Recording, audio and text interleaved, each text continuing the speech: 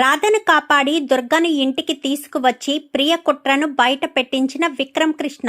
అసలు ఇదంతా ఎలా జరిగిందనేది వీడియోని స్కిప్ చేయకుండా చివరి వరకు చూడండి. నువ్వు లేక నేను లేను అప్కమింగ్ ఎపిసోడ్స్లో ఏం జరగబోతుందో ముందుగా తెలుసుకోవాలి అనుకుంటే వీడియోని లైక్ చేసి ఛానల్ని సబ్స్క్రైబ్ చేసుకుని పక్కనే ఉన్న బెల్ సింబల్లో ఆల్ పై క్లిక్ చేయండి.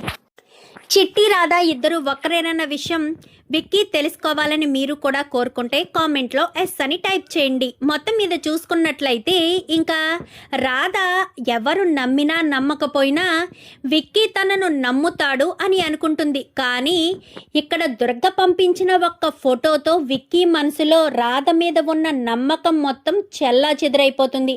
ఎందుకంటే రాధ వెనకాల నవ్వుతూ ఉన్నప్పుడు ఫోటో తీస్తాడు. అప్పటికి ముందు డ్రైవింగ్ సీట్లో ఉన్నది దుర్గా అన్న విషయం రాధ తెలుసుకోదు. నాన్నతో మాట్లాడాను, చాలా సంతోషంగా ఉంది అన్న సంతోషంలో నవ్వుకుంటూ ఉండగా దుర్గా ఫోటో తీసి ఆ ఫోటోని జాగ్రత్త పెట్టుకుని అది విక్కీకి పంపిస్తాడు. అది చూసిన విక్కీ రాధ మీద ఉన్న నమ్మకాన్ని కోల్పోయేసరికి ఒక్కసారిగా ఇంకా రాధను అనుమానించి అవమానించినట్టుగా మాట్లాడడంతో రాధ చాలా బాధపడి నేను ఇంకా మీతో కలిసి ఉండలేను, నేను వెళ్ళిపోతున్నాను అంటూ రాధ ఒక చిన్న లెటర్ రాసి అక్కడి నుంచి వెళ్ళిపోతుంది. అది కాస్త చూసిన ప్రియ అయితే చాలా సంతోషపడిపోతూ వెంటనే దుర్గకు ఫోన్ చేసి రాధ ఇంట్లోంచి బయటికి వెళ్ళిపోతుంది, రాధను నువ్వే దాచిపెట్టు అని చెప్పనగానే సరే అని ఇంకా ఆ సంతోషంలో చాలాసేపటి వరకు మెలకువగా ఉండేసరికి తలపోటు వస్తుందని ఉదయం చాలా ఆలస్యంగా నిద్ర లేవకపోవడం ఇంకా అలానే పడుకుని ఉంటుంది ప్రియ గదిలో. ఇంకిక్కడ విక్కీ బయటికి వచ్చేసిన రాధనైతే దుర్గ చేతులు కట్టి అంటే కిడ్నాప్ చేసి తీసుకువెళ్ళిపోతాడు. అవేమీ తెలియని విక్కీ మరుసటి రోజు ఉదయాన్నే రావడం ఆ లెటర్ చూడడం, అందరూ కూడా వెళ్ళిపోయింది అనుకోవడం, ఇంకా తన గురించి ఎంక్వైరీ చేస్తే ఎక్కడా కూడా తను లేదు అన్న విషయం తెలిసిపోతుంది. తన తల్లికి కూడా తెలిసిపోవడంతో తన తల్లి వచ్చి నిలదీసి కాలర్ పట్టుకుని మరి అల్లుడు కాలర్ పట్టుకుని నిలదీస్తుంది. నా కూతురు ఏమైంది అని నిలదీయడంతో ఇంకా తెలీదు అంటూ మాట్లాడేసరికి ఈలోపు ప్రియ అన్న మాటకు ప్రియ చెంపదెబ్బ కొట్టదు కానీ కొట్టినంత పని చేస్తుంది. నా కూతుర్ని నాకు తీసుకొచ్చి ఇచ్చేంత వరకు నేను ఇక్కడే కూర్చుంటానంటూ గుమ్మం ముందు ధర్నా కూర్చుంటుంది. ఇంకిక్కడ విక్కీ అయితే రాధ కోసం ఊరంతా గాలించడం మొదలు పెడతాడు. రాధని ఎక్కడ దాచిపెట్టుంటాడు, ఆ దుర్గే రాధను తీసుకువెళ్ళుంటాడు, ఎక్కడ దాచిపెట్టుంటాడు అని ఆలోచిస్తూ ఇంకా టెన్షన్ పడుతూ ఉండగా ఆల్రెడీ దుర్గ ఫోన్ చేశాడు కదా, ఫోన్ చేసిన ఫోన్ నెంబర్నైతే ట్రేసింగ్ చేసే వాళ్ళకి ఇస్తాడు. ఇచ్చి ఇది ఏ లొకేషన్ ఏ సిగ్నల్ టవర్ దగ్గర రీచ్ అవుతుందో చెప్పండి అనగానే సరే సార్ ఒక 10 మినిట్స్లో చెప్తాను అనగానే ఇంకా వాడికి తిరిగి కాల్ చేస్తే అనుమానం వస్తే ఫోన్ స్విచ్ ఆఫ్ చేస్తే ఉన్న ఒక్క హోప్ అయినా సరే పోతుంది అన్న ఉద్దేశంతో ఇంకా వాడు ఫోన్ చేయకుండా ఏంట్రా ఏం చేయకుండా సైలెంట్గా ఊరుకున్నావేంటి, వాళ్ళమ్మ చూస్తే ఇంటి ముందు ధర్నా కూర్చుంది, ఆ రాధ ఎటు వెళ్ళిపోయిందో తెలీదు, ఆ దుర్గగాడు రాధని ఏం చేస్తాడో భయంగా ఉందిరా అనగానే భయపడొద్దురా రామ్, ఎక్కడో చోట ఖచ్చితంగా రాధని నేను కాపాడగలను అనే నమ్మకం నాకు ఉంది. రాధ నన్ను వదిలి ఎటు వెళ్ళిపోదు, ఖచ్చితంగా రాధ ఉంటుంది, ఎక్కడ ఉన్నా ఏం చేస్తున్నా రాధ ఖచ్చితంగా దొరుకుతుంది, నువ్వు టెన్షన్ పడకు, నన్ను టెన్షన్ పెట్టొద్దు, ఆలోచించుకునే అవకాశాన్ని ఇవ్వు అని ఇంకా బయట కంగారు పడుతూ ఉన్న సమయంలో అప్పుడు వస్తాడు రామచంద్ర. అయితే బయటికి వచ్చేసరికి మామయ్య అని చెప్పాను కానీ కంగారు పడకు విక్కీ, కూల్గా ఆలోచించు, ఆ అవకాశం వస్తుంది, ఏదో ఒక క్లూ వదిలే ఉంటాడు, క్లూ లేకుండా ఏమీ ఉండదు, ఖచ్చితంగా ఎలాంటి వాడైనా సరే ఏదో ఒక చిన్న పొరపాటు చేస్తాడు, ఆ పొరపాటుని మనం పాయింట్గా చేసుకుని వాడిని పట్టుకోవాలి, వాడిని పట్టుకుంటేనే కానీ రాధ ఎక్కడుందన్న విషయం నీకు తెలియదు, రాధను నువ్వు ఖచ్చితంగా కనిపెట్టి తీరాలి అనేసరికి సరే కనిపెడతాను, ఖచ్చితంగా కనిపెడతానని ఇంకా ఒక చోట ప్రశాంతంగా కూర్చుని ఉంటాడు. కూర్చుని ఉండేసరికి ఇంకా మొత్తం అంతా కూడా అబ్జర్వ్ చేసుకుని రాధ ఎక్కడుంది, ఎటుంది, ఏ పక్కనుంది అని అంతా ఆలోచిస్తూ ఉండగా అప్పుడు ఫోన్ వస్తుంది. సార్, మీరు చెప్పిన ఆ నెంబరు పలానా లొకేషన్లో ట్రేస్ అవుతుంది సార్. కరెక్ట్ లొకేషన్ అయితే చెప్పలేం కానీ పలానా చోట మాత్రం ట్రేస్ అవుతుంది సార్ అని చెప్పనేసరికి సరే అని వెంటనే ఇంకా లొకేషన్ వైపు వెళ్తాడు. వెళ్ళేసరికి వెళ్ళే దారిలోనే అంటే ఇంటి దగ్గరే రామచంద్ర చెప్తాడు, విక్కీ ఆవేశపడకు, కంగారు పడకు, ఏదైనా శాంతంగా ప్రశాంతంగా ఆలోచించు. నీ ఆలోచన విధానం ఎదుటి వాళ్ళకి వీక్ పాయింట్ కాకూడదు.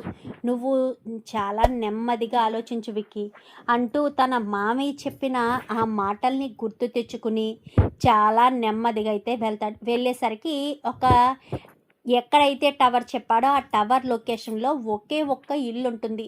ఆ ఇంట్లోనే ఖచ్చితంగా రాధ ఉండుంటుంది అన్న అనుమానం వస్తుంది.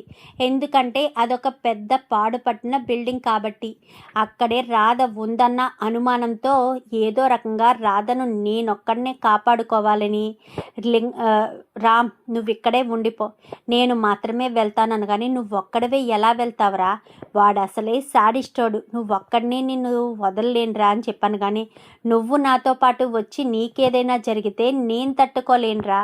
నువ్వు నా ప్రాణ స్నేహితుడివి, నా ప్రాణానివి, అలాంటిటప్పుడు నిన్నెందుకు నేను బలి చేస్తాను, ఈ ప్రాబ్లంని నేనే సాల్వ్ చేసుకుంటాను అని చెప్పి ఇంకా చెప్తాడు. చెప్పడంతో సరేనని ఇంకా వీడు బయటే ఉంటాడు, ఒక్కడో లోపలికి వెళ్తాడు. లోపలికి వెళ్ళేసరికి అంతా నిర్మానుష్యంగా చాలా సైలెంట్గా ఉంటుంది. పిన్ డ్రాప్ సైలెంట్గా ఉంటుంది. ఆ సైలెంట్లోంచి అడుగులు వేసుకుంటూ చాలా నెమ్మదిగా వెళ్తాడు. ఏంటి భయం వేస్తుందా, విక్రమ్ కృష్ణ సార్ వస్తారని భయం వేస్తుందా అనగానే, విక్రమ ఎక్కడికి ఎందుకు వస్తాడు, అయినా నిన్ను నన్ను వేరు చేసేది ఎవరు, నిన్ను నన్ను ఎవరు వేరు చేయలేరు, నీ కోసమే నేను పుట్టాను, నిన్ను సొంతం చేసుకోవడం కోసమే నేను బ్రతుకుతున్నాను, నిన్ను నా లైఫ్లోంచి దూరం చేసేవాళ్ళు ఎవరూ లేరు, నువ్వు నా జీవితంలోంచి నిన్నెవరు దూరం చేస్తారు, నిన్ను దూరం చేసే హక్కు అధికారం ఎవరికీ లేదు, నువ్వు నా సొంతం రాదా అని చెప్పాను. కానీ నేను నీ సొంతం కాదు, ఎప్పటికీ నేను విక్రమ్ గారి భార్యనే, నువ్వు నన్ను ఏం చేయాలనుకున్నా ఆయన నిన్ను బ్రతకనివ్వరు, నేను నిన్నేం చేస్తాను రాదా, చక్కగా ఈ తాళిని నీ మెడలో కట్టి 3 ముళ్ళు వేసుకుని నిన్ను పెళ్లి చేసుకుంటాను, ఆ విక్రమ్ గాడు కట్టిన తాళిని తెంచేస్తాను అనగానే నా కంఠంలో ప్రాణం ఉండగా ఆయన కట్టిన తాళిని నువ్వు ఏ ముట్టుకోన్నా ముట్టుకోలేవు అనేసరికి, ఏంటి నేను ముట్టుకోలేనా అంటూ తన చేతిని తాళి వైపు పెడుతూ ఉండగా విక్రమ్ కృష్ణ షూట్ చేసేసరికి గబగబా విక్రమ్ కృష్ణ లోపలికి వచ్చి తనను కట్లు మొత్తం విప్పడంతో తనని హగ్ చేసుకుంటుంది. రాధని ఇక్కడికి తీసుకురావడానికి నీకెంత ధైర్యం రా అనగానే, రాధ నా సొంతాన్ని నా నుంచి ఎవరూ దూరం చేయలేరు, రాధను నా నుంచి ఎవరూ దూరం చేసి రాధను నా లైఫ్లోంచి దూరం చేసే హక్కు అధికారం ఎవ్వరికీ లేదు అంటూ మాట్లాడేసరికి, రాధ నా సొంతం రానేసరికి నీ సొంతం కాదు, నా సొంతం రాధా అంటూ ఇద్దరు కొట్టుకునేసరికి ఇంకా అక్కడే రివాల్వర్ పడిపోయి ఉంటుంది. రివాల్వర్ పడిపోయి ఉండడంతో ఇంకా రాధ రివాల్వర్ని పట్టుకుని విక్రమ్ కృష్ణ గారిని వదిలిపెట్టు అంటూ ఏం చేస్తుంది. రాధా వదిలే, రాధా నీకు గన్ షూట్ చేయడం తెలీదు అనగాని, ఎందుకు షూట్ చేయడం రాదు సార్, వచ్చు, వీడిని చంపి నేను జైలుకి వెళ్ళి ప్రశాంతంగా కూర్చుంటాను అనగాని, వద్దు రాధా, అంత తొందరపాటి పని చెయ్యొద్దు, వాడిని నువ్వు ఏమీ చెయ్యొద్దు, వాడికి నేను శిక్ష విధిస్తాను, వాణ్ణి అంత ఈజీగా వదిలేస్తానా, వాడికి ఖచ్చితంగా నేను విధించాల్సిన శిక్ష విధిస్తాను రాధా, నువ్వు ఆవేశపడకు అనగానే, లేదు ఆవేశపడ్డం కాదు, వీడిని షూట్ చేసేస్తాను అంటూ ఏం చేసేసరికి, చంపు రాధా చంపు అంటూ ఇంకా చెప్తూ ఉంటారు. వెనక నుంచి వీడు వెళ్ళిపోడు కదా, వీడికి అంటే విక్రమ్కి రామలింగం ఎలా ప్రాణ స్నేహితుడో రామలింగానికి కూడా విక్రమ్ ప్రాణ స్నేహితుడే కదా, ఫ్రెండ్ ప్రాబ్లంలో ఉన్నాడు అంటే అలా ఎలా వదిలేస్తాడు, వదిలిపెట్టడు కదా, సో ఆ ఉద్దేశంతో వెనక నుంచి వస్తాడు. వెనక నుంచి వచ్చేసరికి ముందు నుంచి రాధ రెచ్చగొడుతూ ఉంటుంది. చంపు చంపు, షూట్ చేయరాదా, షూట్ చేయరాదా అంటూ రాధ వైపే తన ఫోకస్ అంతా పెడతాడు తప్ప వెనక నుంచి వచ్చే ప్రమాదాన్ని పట్టించుకోకపోవడంతో వెనక నుంచి వస్తున్నాడన్న విషయం చూస్తుంది రాధ. ఒక కర్ర తీసుకుని వస్తున్నాడన్న విషయం చూసి వెంటనే ఇంకా అంటే తన వైపే ఫోకస్ అంతా ఉండేటట్టు చూసేసరికి ఈలోపు వెనక నుంచి వచ్చి కాళ్ళ మీద కొడతాడు. కాళ్ళ మీద కొట్టేసరికి రెండు మోకాళ్ళ మీద పక్క నుంచి కొట్టడంతో మోకాలు ముందుకు పడిపోయేసరికి వెనక గబగబా వెళ్ళి ఆ రెండు చేతులు వెనక్కి కట్టి తాడు కట్టేస్తాడు. ఏంటి, నిన్ను షూట్ చేసేస్తాను అనుకున్నావా? నిన్ను షూట్ చేసి నేనెళ్ళి జైల్లో కూర్చుంటే నా జీవితం ఎందుకు నాశనం చేసుకోవాలి? నీలాంటి దుర్మార్గుణ్ణి షూట్ చేస్తే అది పాపమే నాకు చుట్టుకుంటుంది అని చెప్పనేసరికి భయపడిపోయాను రాధా అనగానే, నేను ఆల్రెడీ రామలింగం అన్నయ్య లోపలికి రావడం చూశాను సార్, రావడం చూసే నేను ఈ రకంగా ప్లాన్ చేశాను అనేసరికి నువ్వెందుకు వచ్చావరా అని చెప్పాను. కానీ నేను నీకు ఫ్రెండ్ని, నా ప్రాణం ప్రమాదంలో ఉంటుందని నువ్వు రావద్దన్నావు. మరి నువ్వు నాకు ఫ్రెండ్వే కదా, మరి నీ ప్రాణం మాత్రం ప్రమాదంలో ఉండదా ఏంటి?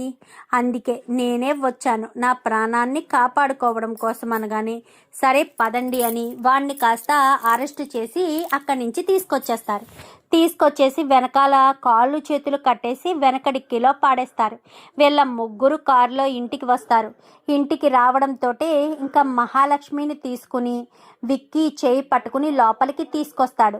ఏ ముఖం పెట్టుకుని మళ్ళీ తీసుకొచ్చేవరా, అది తప్పు చేసి ఆ దుర్గగాడితో లేచిపోయింది అనగానే, అత్త నా భార్యను తప్పుగా మాట్లాడవంటే మాత్రం మర్యాద దక్కదు. నా భార్య ఏ తప్పు చేయలేదు, తప్పు చేసే మనిషి కూడా కాదు. నా భార్య మీద నింద వేస్తే ఊరుకోను. ఒరే రామలింగం అని చెప్పాను. కానీ తీసుకొస్తున్నాను రా అని చెప్పి వెంటనే డిక్కీలో ఉన్న వాడిని కాస్త తీసుకొచ్చి ఇంకా హాల్లో అందరి ముందు పడేస్తాడు. చెప్పరా అని చెప్పనేసరికి ఇంకా వాడు ఏం మాట్లాడట్లేదని పక్కనే ఉన్న కర్ర తీసుకుని ఇంకా కర్రతో అరికాళ్ళ మీద అరిచేతుల మీద గట్టిగా పడేస్తాడు. చెప్తాను నేను రాధను ప్రేమించాను, రాధ నన్ను ప్రేమించలేదు, రాధ గొప్పింటి వాళ్ళని పెళ్లి చేసుకుంది అన్న విషయం తెలిసి ఆ ఇంట్లో ప్రశాంతంగా రాధ ఉండకూడదని, రాధను నా సొంతం చేసుకోవాలి అన్న దురుద్దేశంతో కావాలని ఇదంతా చేశాను అంటూ మాట్లాడేసరికి, అంటే రాధ నిన్ను ప్రేమించలేదా అంటూ నందగోపాల్ అడుగుతాడు. రాధ నన్ను ప్రేమించలేదు, రాధ నన్ను ఎప్పటికీ ప్రేమించదు. తన కాలేజీ డేస్ నుంచి కూడా రాధను నేను ఇబ్బంది పెడుతూ ఇరిటేట్ చేస్తూ వచ్చానే తప్ప ఏ రోజు కూడా రాధ నన్ను ప్రేమించలేదు. నిన్నటికి నిన్న రాధను నేను ఇక్కడ దింపడానికి కారణం రాధ మీద మీ అందరికీ అనుమానం రావాలని, అంతే తప్ప రాధకి నాకు ఎలాంటి సంబంధం లేదు. మరి నీకు ఇంట్లో సహాయం చేసింది ఎవరు? నీకు ఎవరు సహాయం చేస్తే నువ్వు మా ఇంటికి వచ్చావు అనగానే, ప్రియ సహాయం చేస్తేనే నేను ఇంటికి వచ్చాను. నేను ఇంటికి వచ్చిన తర్వాత ప్రియ నన్ను కలవడానికి వచ్చింది. నాకు మా బావ అంటే ఇష్టం. రాధను నీ లైఫ్లోంచి రాధను నువ్వు దూరం చేసుకోవాలి అంటూ రాధ మా బావ లైఫ్లోంచి దూరం అవ్వాలి, బావను నేనే పెళ్లి చేసుకోవాలి అని ప్రియ నన్ను అడిగితే కావాలనే ప్రియ నా జీవితంలోకి,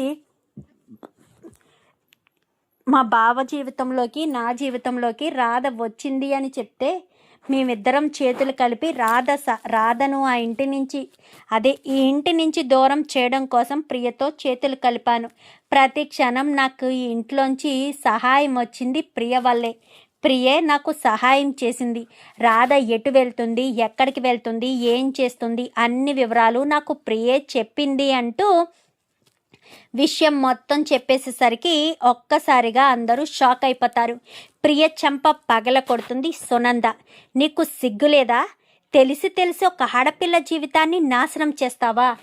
ఎంత విక్కీని నువ్వు ప్రేమిస్తే మాత్రం విక్కీ జీవితంలోకి ఇష్టం లేకుండా వెళ్దామనుకున్నావా?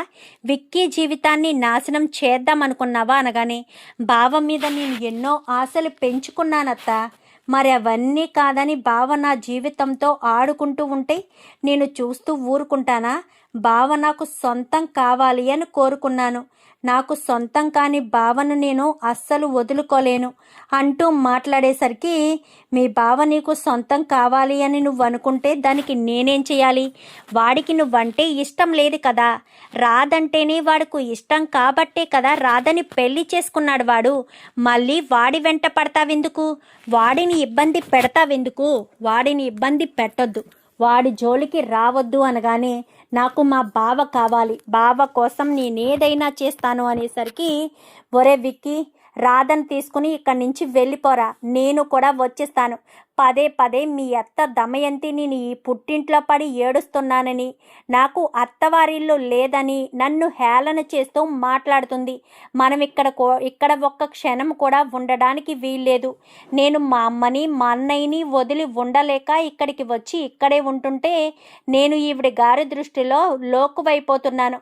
మనం ఇక్కడ ఒక్క క్షణం కూడా ఉండడానికి వీల్లేదు అంటూ మాట్లాడేసరికి, ఆవేశపడకు సునంద అని చెప్పాను. కానీ ఎందుకు ఆవేశపడకూడదన్నయ్యా? నీకంటే చిన్నది ఇంటి చిన్న కోడలైన దమయంతి వదిన నన్ను పదే పదే నీకు అత్తవారిల్లు లేవు, పుట్టింట్లో ఉండి పడి తింటున్నావు అంటూ హేళన చేస్తూ ఉంటే, అమ్మ కానీ నువ్వు కానీ ఒక్క మాట కూడా మాట్లాడడం లేదు. అంటే నీకు మాకంటే వాళ్ళే ఎక్కువైపోయారు. మా అమ్మకు కూతురు కంటే కోడలే ఎక్కువైపోయింది. ఆవిడ మాటే వేదవాక్ అయిపోయింది. ఆవిడే ఈవిడికి అవసరం అయిపోయింది. మేము అవసరం లేకుండా పోయాము. అందుకే మేమింక ఇక్కడ ఉండడం అనవసరమని నాకు అర్థమైంది. నేను ఇక్కడ ఉండడం కంటే వెళ్ళిపోవడమే మంచిదని నాకు బాగా అర్థమైంది. అందుకే నేను ఇక్కడి నుంచి వెళ్ళిపోతాను అని చెప్పి, ఇంకా సునందనగానే, ఆవేశపడకమ్మా అంటూ ఇంకా విక్రమ్ కృష్ణ అంటాడు, ఆవేశపడకుండా ఎలా ఉండాలరా? పదే పదే నువ్వు ఇంటి కూతురువి, నీకు అత్తవారిల్లు లేవా, లేదా ఈ ఇంట్లో పడి తింటున్నావా అంటూ నన్ను హేళన చేస్తూ ఉంటే నాకు బాధ కలగదా? నా మనసు బాధపడదా? నా మనసు బాధపడుతూ ఉంటే నేను ఎలా ఆ బాధని తట్టుకోగలను? అందుకోసమని ఇంకా ఇక్కడ ఉండదలుచుకోలేదు. నేను ఇక్కడి నుంచి వెళ్ళిపోవడమే మంచిది అని నిర్ణయం తీసుకున్నాను. నా నిర్ణయాన్ని బట్టి నేను ఇక్కడి నుంచి వెళ్ళకపోతే నా జీవితం నాశనం అయిపోతుంది అని చెప్పి ఇంకా ఎంతగానో బాధపడుతూ ఉండేసరికి, బాధపడకు సునంద, నువ్వేమన్నా ఆవిడ తిండి తింటున్నావా? మన కొడుకు ఇక్కడ ఉన్నాడు, మన కొడుకు కష్టపడుతున్నాడు. మీ అన్నయ్య మీ అమ్మ వాళ్ళ గురించి నువ్వు ఇక్కడ ఉంటున్నావే తప్ప మీ దమయంతి వదిన కోసం ఉండడం లేదు కదా అంటూ నందగోపాల్ అనేసరికి, అవును, తను చెప్పింది నిజమే కదా చెల్లమ్మ, మా గురించే కదా ఉంటున్నావు. నీకు ఈ అన్నయ్య అంటే ఇష్టం కాబట్టి, ఈ అన్నయ్యను వదిలి నువ్వు ఉండలేవు కాబట్టే కదా ఇక్కడ ఉంటున్నావు అంటూ మాట్లాడేసరికి, అవునొదినా, అవునన్నయ్య, ఏం చేయగలను మరి? మీరంటే నాకు ప్రాణం. మిమ్మల్ని వదిలి వెళ్ళలేక ఈ ఇంటినే పెళ్ళైనా కానీ నా భర్తని మా అత్తవారింటి నుంచి దూరం చేసి ఈ ఇంటికి తీసుకొచ్చి ఈ ఇంట్లోనే ఉంటున్నాను. మరి ఇంట్లో ఉంటున్నందుకే కదా లోకువైపోతున్నాను అంటూ సునంద బాధపడుతుంది. బాధపడకమ్మా అంటూ లోపలికి తీసుకువెళ్ళి ఇంకా వెంటనే పోలీసులను పిలిపించి దుర్గను అరెస్ట్ చేసి పోలీస్ స్టేషన్లో పెట్టండి, నేను వచ్చి వాడి పని చూస్తానంటూ, రాధా అంటూ రా అమ్మ అని చెప్పి రాధను సునందను ఇద్దరిని కూడా లోపలికి తీసుకువెళ్తాడు. లోపలికి తీసుకువెళ్ళేసరికి, ఇలా జరిగిందేంటి అనగానే, ఇంకా లోపలికి వెళ్ళబోతూ ఉండగా దమయంతి అంటూ పిలుస్తాడు రామచంద్ర. ప్రియ అని చెప్పాను కానీ ప్రియ కూడా అవుతుంది. నీకు అసలు బుద్ధుందా? నువ్వు విక్కీని పెళ్లి చేసుకోవడం కోసం ఎలాంటి పనికి దిగజారిపోతావా?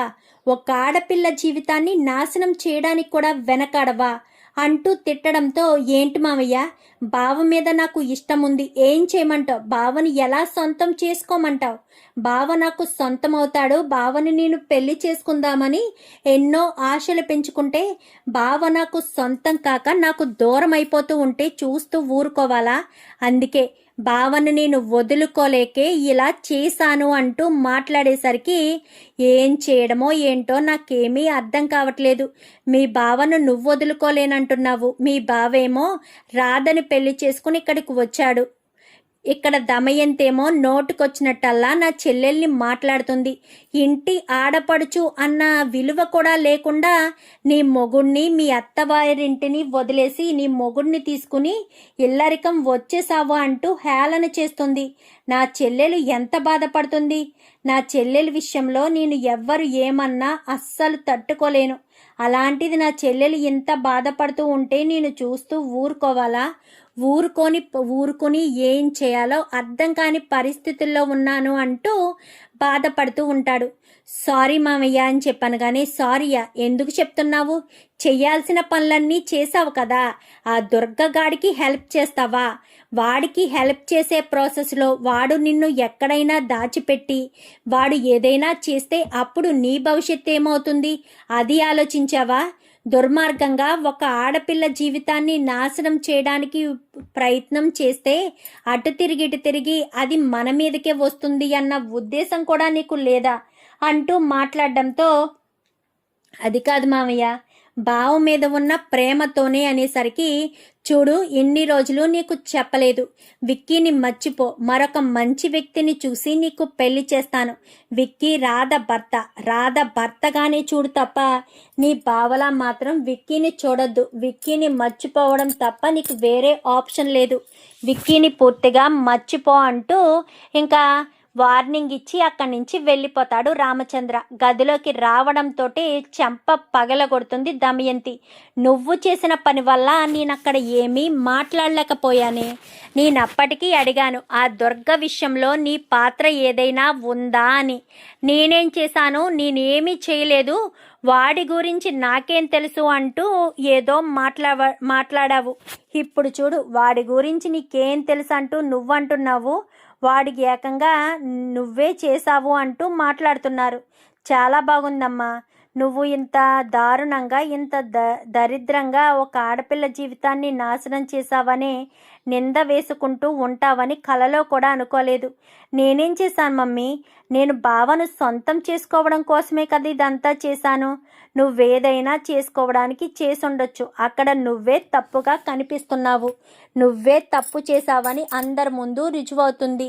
అందుకే నేను అప్పటికీ అడిగితే నువ్వు ఏం సమాధానం చెప్పావు?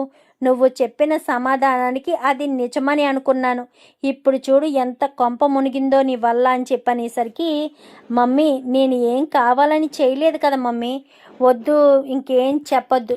నువ్వు నన్ను మోసం చేశావు. నువ్వింత దారుణంగా తల్లి విషయంలోనే ఇంత మోసం చేస్తావని కలలో కూడా అనుకోలేదు అంటూ అక్కడి నుంచి కాస్త వెళ్ళిపోతుంది దమయంతి. అయితే అమ్మ దృష్టిలో చెడ్డైపోయాను, అందరి దృష్టిలో నేను దోషిగా మిగిలిపోయాను. ఇదంతా ఆ రాధ వల్లే. ఆ రాధే నన్ను ఇలాంటి పరిస్థితికి తీసుకొచ్చింది. ఆ రాధ వల్ల ఇదంతా జరిగింది అంటూ ఇంకా ఎంతగానో రాధను మాత్రం వదిలిపెట్టకూడదు, ఆ రాధను మాత్రం అస్సలు వదిలిపెట్టను అని ఇంకా అనుకుంటుంది ప్రియ. అయితే ఇంకా రాధ గదిలోకి రావడంతో విక్కీని గట్టిగా హత్తుకుంటుంది. నా మీద నమ్మకం లేదనగానే నాకు చాలా బాధ అనిపించింది అనగానే, ఏం మాట్లాడుతున్నావు? ఆ సమయంలో ఏదో కోపంలో ఒక మాట అన్నాను. నిన్నొక మాట కూడా అనే హక్కు అర్హత నాకు లేదా? ఒక్క మాట కూడా నేను నిన్ను ఏమీ అనకూడదా అనగానే, అది కాదు, మీరు నన్ను ఆ మాట అనేసరికి నాకు చాలా బాధ అనిపించింది. నిజంగా మీరు కూడా నన్ను నమ్మకపోతే నన్ను ఎవరు నమ్ముతారు? నన్ను నమ్మే కదా ఇంట్లోకి తీసుకొచ్చారు. మీరు కూడా నన్ను నమ్మలేదంటే నాకు బాధ అనిపించింది అనేసరికి, నిన్ను నమ్మకుండా ఉంటానా? నమ్మకానికే నువ్వు నాకు ఎంతో నిదర్శనం. ఆ కోపంలో వాడు ఏదో ఫోటో పంపించేసరికి నేను కోపంలో నిన్నొక మాట అనేసాను అనగానే, ఫోటోనా అనగానే ఫోటోని చూపిస్తాడు. ఈ ఫోటో నాకు ఎప్పుడు తీశాడో కూడా నాకు తెలియదు. నేను ఆటో ఎక్కడంతో కొంచెం సేపు సంతోషపడ్డాను. నాన్నని కలిశాను అన్న ఆతృత సంతోషం నాలో ఉంది. ఆ సంతోషంలోనే వాడు ఫోటో తీసినట్టున్నాడు. నేను అప్పుడు చూసుకోలేదు అని చెప్పాను. కానీ చూడు, రాధా, మనం వెనక ఏం జరుగుతుందో మనం ఖచ్చితంగా చూసుకోవాలి. 1-2 సార్లు గమనించుకోవాలి. మన వెనకాల చాలా జరుగుతూ ఉంటాయి. కుట్రలు కుతంత్రాలు చాలానే జరుగుతాయి. అవన్నీ కూడా అబ్జర్వ్ చేసుకుని మనం ఎంత జాగ్రత్తగా ఉంటున్నామనేదే గమనించుకోవాలి అని చెప్పి ఇంకా విక్కీ అయితే రాధకు జాగ్రత్తలు చెప్తాడు. మరి రాధే తన మరదలు అన్న విషయం ఎప్పుడు తెలుసుకుంటాడు? సీనయ్య ఎప్పుడు ఆ నిజాన్ని బయట పెడతాడు? చూద్దాం మరి రాబోయే ఎపిసోడ్స్లో ఏం జరుగుతుందో. వీడియో నచ్చితే లైక్ చేసి ఛానల్ని సబ్స్క్రైబ్ చేసుకోండి. Thank you for watching.